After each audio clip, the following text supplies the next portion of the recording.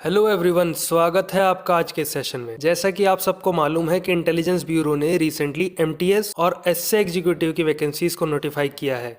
इसलिए मैं आपको इस वीडियो के जरिए इस बात से रूबरू करवाने की कोशिश करूंगा कि अगर आप आज की डेट में एमटीएस की पोस्ट पर ज्वाइन करते हैं तो आपको इन हैंड सैलरी क्या मिलने वाली है। ध्यान देने वाली बात यह है कि जो सैंपल पे स्लिप अब आप देखने जा रहे हैं वो आज के एंटाइटलमेंट रेट्स के हिसाब से बनी हुई है। जब तक ये वाली वैकेंसी फाइनल होके आपकी ज्वाइनिंग होगी तो डीए और जो अदर एंटाइटलमेंट्स हैं उनके रेट और ज्यादा बढ़ जाएंगे, तो सैलरी और ज्यादा मिलेगी। इस वीडियो का पर्पज आपको मोटिवेट करना है ताकि आप और मेहनत से अपनी तैयारी करें और इस एग्जाम में सिलेक्शन पालें। तो आइए शुरू करते हैं। सबसे पहले बात करते हैं अर्निंग की। अर्निंग में बेसिक पे आती है जो कि रहने वाली है 18,000, क्योंकि ये गवर्नमेंट ऑफ इंडिया के अंतर्गत सबसे पहली जॉब होती है, लेवल 1 की जॉब होती है जिसका बेसिक पे होता है 18,000। तो सेम इसका भी रहने वाला है। उसके बाद में जो अभी डियरनेस अलाउंस यानी कि डीए का रेट चल रहा है वो है 38%। किसका? बेसिक पे का, जो कि हो जाता है 6,840 रुपीज। वहीं एचआरए की अगर हम बात करें, मान करके चलिए कि आपकी पोस्टिंग मेट्रो सिटी में होती है जहां पर एचआरए का रेट है 27%। 3 टाइप से एचआरए होता है, 9%, 18% और 27%। हम हाईएस्ट लेकर के चल रहे हैं जो कि है 4,860 रुपीज। वहीं ट्रांसपोर्टेशन अलाउंस की अगर हम लोग बात करते हैं तो वो मिलेगा आपको 3,600 रुपीज, और इसके ऊपर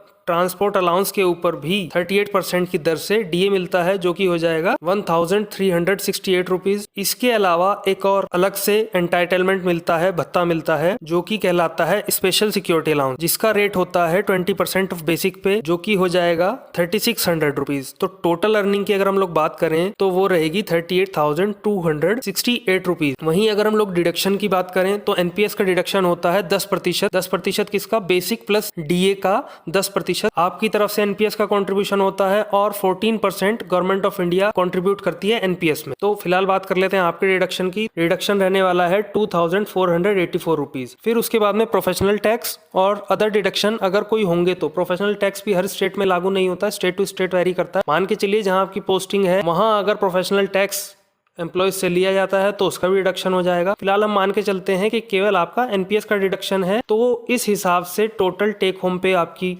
रहने वाली है 35,784 रुपीज। इसके अलावा एक और पॉइंट है जिसके बारे में आपको पता होना चाहिए कि इंटेलिजेंस ब्यूरो में जो कर्मचारी काम करते हैं उनको 1 महीने की सैलरी एक्स्ट्रा मिलती है। कैसे? मान करके चलिए कि अदर गवर्नमेंट सर्विस में तो 12 मंथ्स की सैलरी मिलती है, लेकिन यहाँ पर 1 साल में 13 मंथ्स की सैलरी मिलती है, बिल्कुल वैसा ही जैसे कि दिल्ली पुलिस अपने कर्मचारियों को देती है। तो आई होप कि आप लोगों को कुछ मोटिवेशन मिला होगा। तो बेस्ट ऑफ लक, आप तैयारी करिए। इनकेस कोई और डाउट है आपका तो कमेंट में पूछ सकते हैं।